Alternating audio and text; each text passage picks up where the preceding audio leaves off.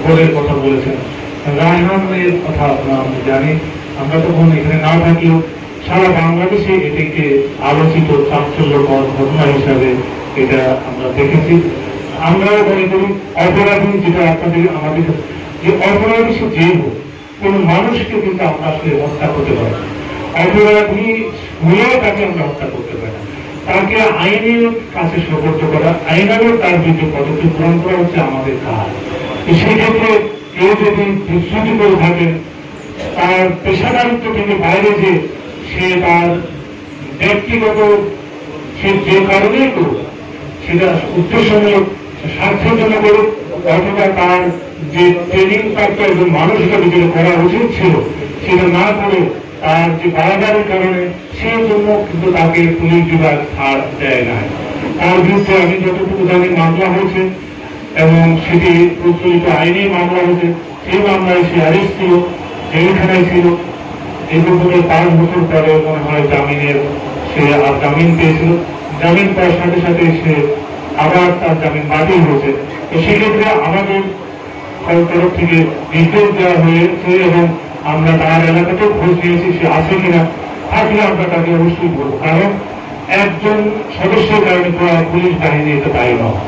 এবং যেটা আমরা 5ই আগস্টের পূর্ববর্তী ঘটনার কারণে আমরা বলি যে আসলে পুরো বাহিনী কিন্তু আসলে এর সাথে সম্পৃক্ত ছিল না। আমরা নিজেরাই যেমন এটাকে অপোজ করেছি, নিজেরাই আত্মসমালোচনা করেছি যে কেন আবু সাহেবের মতো 2 ছাত্র যারা ছিল, আবু সাহেবের কেন গুলি করা হলো, এবং এটার জন্য পুলিশকে খেসারত দিতে হবে, তার বিরুদ্ধে ব্যবস্থা গ্রহণ করা উচিত। এবং সেক্ষেত্রে আমরা বলবো অবশ্যই এখন তো তার এই অবস্থাটা আমরা দেখতে পাচ্ছি এবং ছাত্র জনতার অভ্যুত্থানের মধ্যে দিয়ে দেশে একটা বিরাট সুযোগ এসেছে। ন্যায় বিচার আসলে আমরা চাই, সে যে হোক না কেন ন্যায় বিচার সুশাসন চায়, তাহলে না পরবর্তী জেনারেশন এখানে সুস্থভাবে সুন্দরভাবে বেড়ে উঠতে পারবে। সেই ক্ষেত্রে প্রত্যেকেরই কিন্তু দায়িত্ব আছে।